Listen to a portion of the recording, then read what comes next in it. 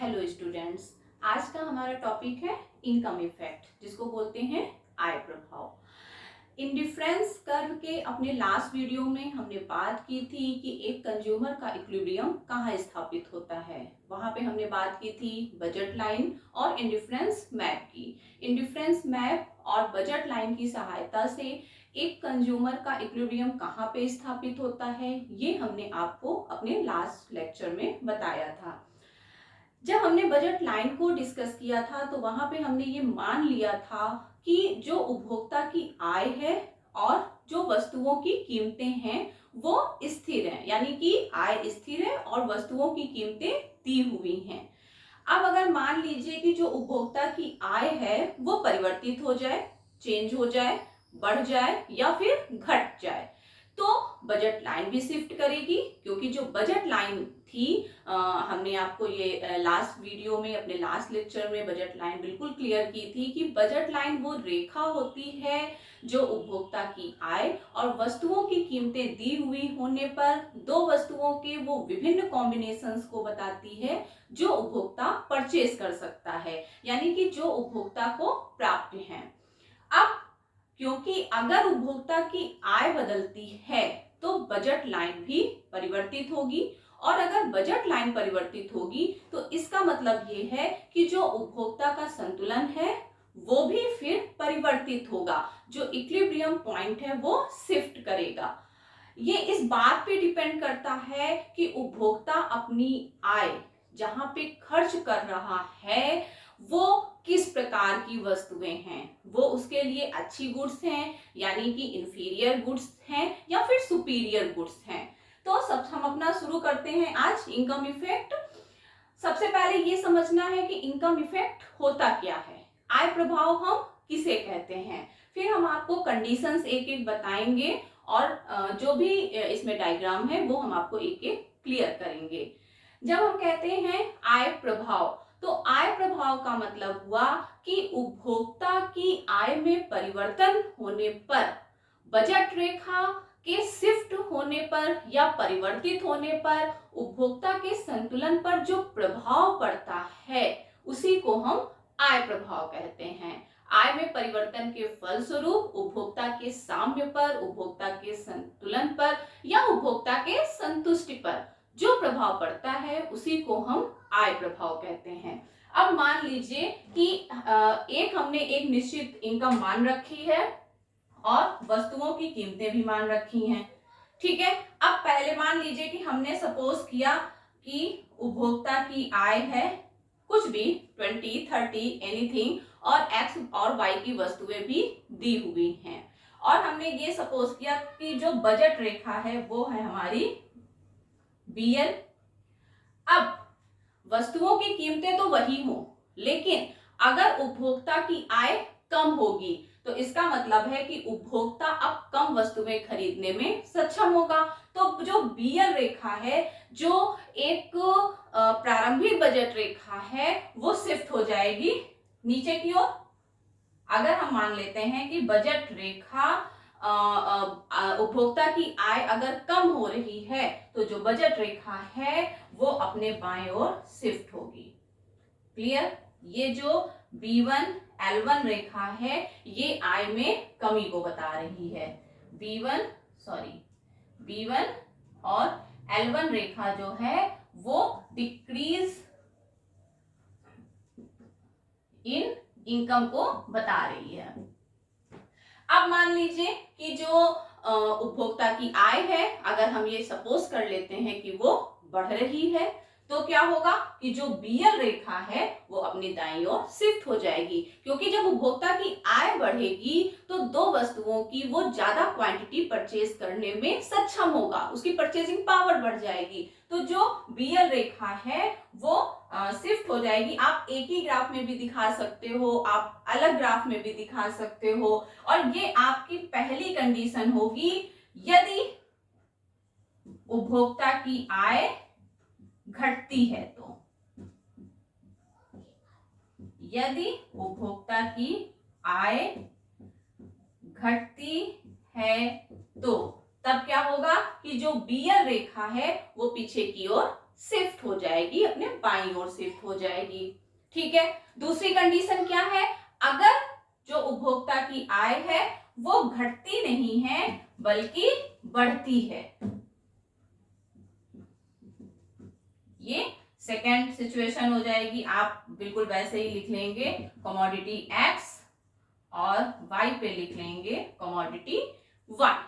ठीक है, हम फिर से मान लेंगे कि हमारी जो प्रारंभिक बजट रेखा है, मान लीजिए वो हमने मान ली है कि हमारी है बीएल, ये हमारी प्रारंभिक बजट रेखा है। अब हमने मान लिया कि अगर उपभोक्ता की आय बढ़ रही है तो जो बीएल रेखा है, बजट लाइन है, वो दाईं ओर शिफ्ट हो जाएगी। क्यों शिफ्ट हो जाएगी, क्योंकि अब उपभोक्ता एक्स और वाई की ज्यादा मात्रा खरीदने में सक्षम होगा। That is very simple.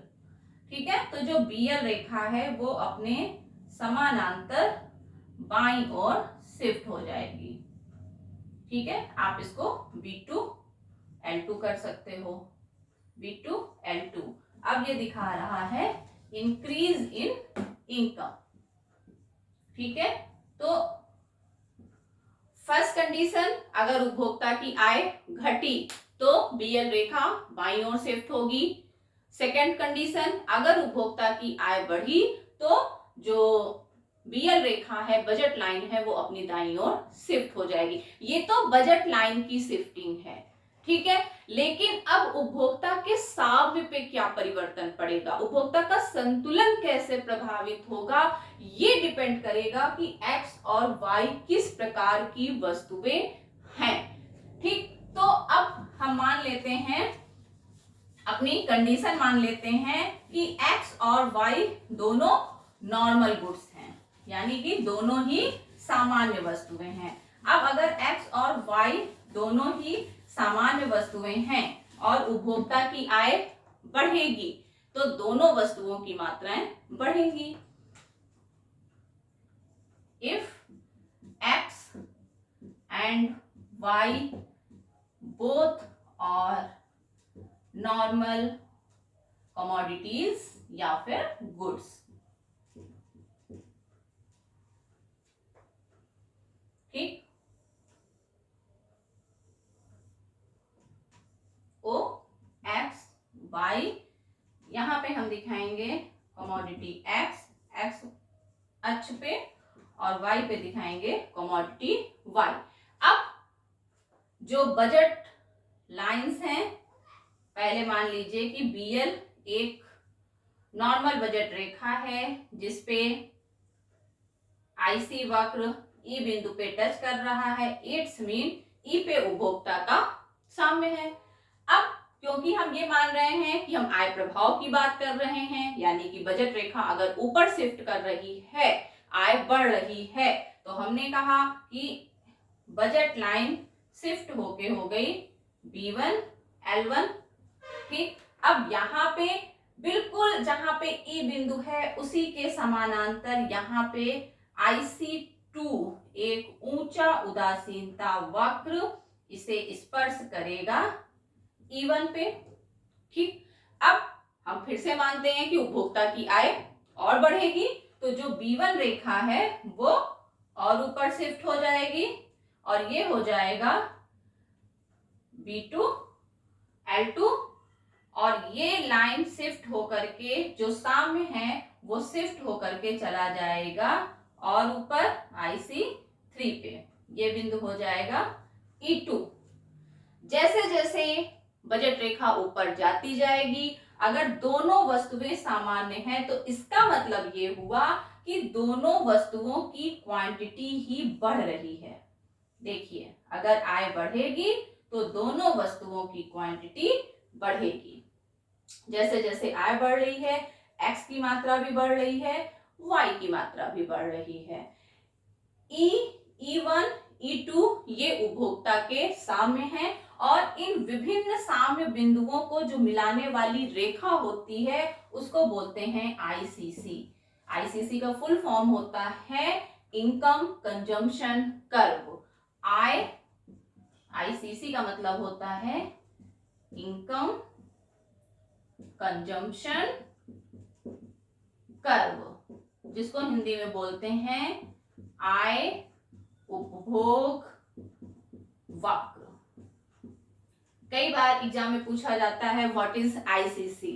तो आईसीसी का मतलब होता है कि जब आय प्रभाव के कारण बजट रेखा दाईं ओर शिफ्ट होती है या फिर उपभोक्ता के संतुलन में परिवर्तन होता है, तो विभिन्न साम्य बिंदुओं को मिलाने वाली रेखा ही होती है आईसीसी, इनकम कंजम्पशन कर्व। तो ये हमारी सिचुएशन थी if X and Y both are normal. अब हम सिचुएशन मानेंगे कि हम मान लेते हैं कि जो एक्स है वो तो एक सुपीरियर गुड्स है और जो वाई है वो एक इंफीरियर गुड्स है। तो अगर किसी भी उपभोक्ता की आय बढ़ेगी तो वो जो सुपीरियर गुड्स है उसके उपभोग को बढ़ा देगा और जो इंफीरियर गुड्स है उसके उपभोग को घटा देगा। नेक्स्ट सिचुएशन हम मान रहे हैं if x is superior and y is inferior. हम यहाँ पे लिखेंगे अपनी situation x is superior and y is inferior. इसका मतलब हुआ कि x एक उत्कृष्ट वस्तु है और y एक निम्न वस्तु है। अगर आपको हिंदी में लिखना है तो आप हिंदी में भी सिचुएशन लिख सकते हैं। अब फिर से वही डायग्राम हम ड्रा करेंगे, लेकिन डायग्राम हमें कैसे ड्रा करना है ये आपको देखना है। बिल्कुल करेक्ट डायग्राम आप कैसे ड्रा कर सकते हैं ये देखना है। आप पहले ही एक साथ ही हम 3 ही बजट लाइंस खींच रहे हैं, आप 4 भी खींच सकते हो। जितनी ज्यादा खींचेंगे उतनी ही अच्छा डायग्राम बनेगा। आप स्केल से खींचेंगे तो आपकी बिल्कुल पैरेलल लाइंस होंगी और ये आपको ध्यान रखना है कि आपको पैरेलल लाइंस खींचनी है। B1 L1, B2 L2, B3 L3, ये हैं विभिन्न बजट लाइन। ठीक है, अब हमने मान रखा है x इज सुपीरियर। इसका मतलब है कि आय बढ़ेगी तो x वस्तु की मात्रा तो बढ़ेगी, यानी कि ये तो बढ़ेगी, एंड y इज इंफीरियर। तो इसका मतलब है या तो y की मात्रा स्थिर हो जाएगी या तो फिर घटने लगेगी। तो जो आईसीसी वक्र होगा उसका शेप x के लिए पॉजिटिव होगा और वो शेप समथिंग ऐसे होगा। अब अगर आपको एक बार में ही बिल्कुल करेक्ट डायग्राम खींचना है तो सबसे पहले अब हम टच नहीं कराएंगे विभिन्न इंडिफरेंस कर्व को कि कहाँ कहाँ हो रहा है, क्योंकि उससे आप बिल्कुल एग्जैक्ट डायग्राम नहीं खींच पाएंगे। वहां पे पहले हम आईसीसी खींचते हैं। हमारा आईसीसी समथिंग ऐसे होगा, ये हमारा आईसीसी होगा। देखिए अभी अब ये जो जहां जहां पे ये आईसीसी टच कर रहा है यहां पे टच कराते हुए हम इंडिफरेंस कर्व खींचेंगे। IC1, IC2, IC3, ये है हमारा E1 बिंदु, E2 बिंदु एंड E3 बिंदु। अब देखिए आप, हमने मान रखा है कि x सुपीरियर है तो x की क्वांटिटी आय बढ़ने के साथ यानी कि बजट लाइन के दाईं ओर शिफ्ट होने के साथ बढ़नी चाहिए। देखिए x की क्वांटिटी प्रत्येक अगले संतुलन बिंदु पे बढ़ रही है। देखिए अगर ये x1 है तो ये x2 एंड ये x3 मात्रा बढ़ रही है। y की क्वांटिटी आप देखिए, मान लीजिए E1 पर इतनी थी तो E2 पे कुछ घटी, E3 पे और घटी, यानी कि x सुपीरियर है, y इंफीरियर है। ठीक है, याद ये रखना है कि जो आईसीसी है उसका शेप आपको पहले खींच लेना है। आफ्टर दैट आपको इंडिफरेंस वक्र वहीं पे टच कराने हैं। अब अगर आप सोचिए कि आप पहले इंडिफरेंस मैप खींच लेंगे तो ये कॉम्बिनेशन मिलाना थोड़ा सा टफ हो जाएगा और एग्जाम में बहुत टाइम टेकिंग होगा। ठीक है, और अगर आप पहले आईसीसी खींच लेते हैं शेप के अकॉर्डिंग टू, अपनी कंडीशन के अकॉर्डिंग टू, तो that is very easy to draw diagram within limited time. अब अगली सिचुएशन हम मान लेते हैं, इसको हम चेंज कर देंगे। If x is inferior and y is superior, तब ICC का शेप क्या होगा? x is inferior and y is superior. अब हम ये मान लेते हैं कि जो y वस्तु है वो श्रेष्ठ वस्तु है और जो x वस्तु है वो हीन वस्तु है। अगर हम ऐसा मानते हैं, ऐसी कंडीशन है, तो y का जो कंजम्पशन होगा, y का उपभोग होगा, वो आय बढ़ने के साथ बढ़ जाएगा और जो x का उपभोग होगा वो घट जाएगा। बिल्कुल सेम चीज मैं यहां पर भी कहूंगी कि पहले आप अपने ICC का इनकम कंजम्पशन वक्र का शेप देखेंगे।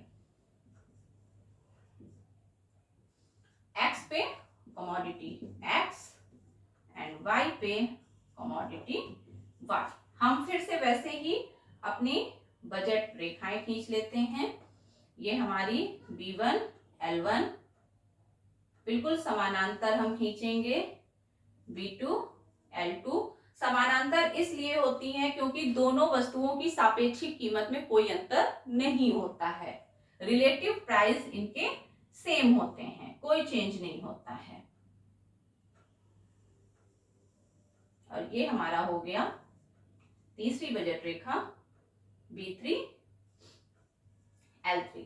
अब क्योंकि हमने मान रखा है x is inferior, it's mean s की क्वांटिटी नाउ घटनी चाहिए या फिर स्थिर रहे, बढ़नी नहीं चाहिए। और y सुपीरियर है इसलिए y की क्वांटिटी बढ़नी चाहिए। तो जो ICC का शेप होगा, जो उस वक्र की ढाल होगी, वो y के लिए पॉजिटिव होगी। समथिंग एल्स,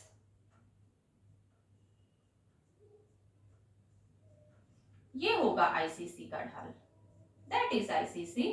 ये विभिन्न बजट लाइन को स्पर्श करने वाले बिंदु, इन्हीं को स्पर्श करते हुए अब आप खींच दीजिए अपने ICs, IC2 and IC3, that is E1 E2 E3। ठीक, अब आप देख सकते हैं कि E1 पे y की क्वांटिटी इतनी है, अगर ये OY1 है, y की क्वांटिटी बढ़ती ही जा रही है। ठीक, अगर आप x को देखेंगे, हालांकि आपको इतना नहीं करना है, ये क्वांटिटीज आपको दिखाने की कोई नीड नहीं है, उसमें डायग्राम बड़ा कॉम्प्लिकेटेड लगने लगता है और बड़ा गंदा सा भी दिखता है। आपको केवल बजट लाइन खींचनी है, आपको ICs खींचने हैं एंड आपको ICC खींचना है। ICC का जो शेप होता है वो बता देता है कि आपने क्या कंडीशन एज्यूम कर रखी है। ठीक है, ये तो हम आपको समझाने के लिए दिखा रहे हैं। अब अगर आप नीचे x को देखिए, यहाँ पे अगर OX था तो यहाँ पे बढ़ेगा तो नहीं, चाहे थोड़ा सा ही घटे। जितना आप इसको इधर की ओर ले जाएंगे शेप को, वो क्वांटिटी उतनी ही नीचे आके घटने वाली हो जाएगी। ठीक है, आप इसकी प्रैक्टिस करेंगे इनकम इफेक्ट के डायग्राम की, दैट इज वेरी इजी। ठीक है, अब इनकम इफेक्ट में एक ही डायग्राम में हम दोनों शेप को ला सकते हैं और ये आपका लास्ट डायग्राम होगा, जहां पे हम ये मान लेते हैं कि जो लास्ट के दो डायग्राम है, अगर उनको हम एक साथ लाते हैं, केवल उसमें हम ICC का शेप देते हैं। ठीक, आप ये भी देख लीजिए, इस डायग्राम को भी देख लीजिए। इनफैक्ट हम तीनों सिचुएशन ला सकते हैं। If both are normal, then if x is superior and if y is superior. देखिए, आप ऐसे ही पहले सिचुएशन लिखेंगे, ये इनकम इफेक्ट को आप एक ही डायग्राम में भी दिखा सकते हैं। अब हम कोई भी ऐसी सिचुएशन यहाँ पे नहीं एज्यूम कर रहे हैं। अब हम आपको जो तीन लास्ट डायग्राम थे, तीन लास्ट इनकम इफेक्ट की जो कंडीशंस थी, हम आपको उनको एक साथ दिखा रहे हैं। ठीक है, देखिए, जब हमने अपनी सिचुएशन मानी बोथ आर नॉर्मल, तो उसका जो ICC वक्र था that was something else. Then यहाँ पे आप लिख सकते हैं both goods or normal. ठीक, अब अगर हम ये कह रहे हैं कि यहाँ पे आप जरूर लिखेंगे commodity X and commodity Y. अब अगर हम ये मान रहे हैं X सुपीरियर है तो उसका शेप समथिंग ऐसे था, दैट इज ICC, और आप यहीं पे लिख देंगे X is superior, Y is inferior. ठीक, अब इसके जो सेकेंड सिचुएशन हो सकती है कि Y is superior, ये आप इन ICC को भी ICC आप इसको 1 कर दीजिए, आप इसको 2 कर सकते हैं, और यहाँ पे आप लिख सकते हैं कि Y is superior and X is inferior. तीनों शेप जो हमने आपको अभी बताए हैं वो तीनों आप एक ही डायग्राम में भी दिखा सकते हैं। अगर आपके पास इतना टाइम नहीं है कि आप अलग अलग आय प्रभाव को दिखाएं या अलग अलग एज्यूम करें कंडीशंस, तो आप एक साथ भी बना सकते हैं और वहीं पे आप क्लियर कर सकते हैं कि किस ICC के शेप का क्या मतलब है। ठीक है, तो शॉर्ट में आय प्रभाव ये बताता है कि उपभोक्ता की आय में परिवर्तन होने पर उसके संतुलन पर क्या प्रभाव पड़ता है। तो आई होप कि आपको इनकम इफेक्ट समझ में आया होगा। अब नेक्स्ट हम बात करेंगे, नेक्स्ट वीडियो में बात करेंगे प्राइस इफेक्ट की। Thank you.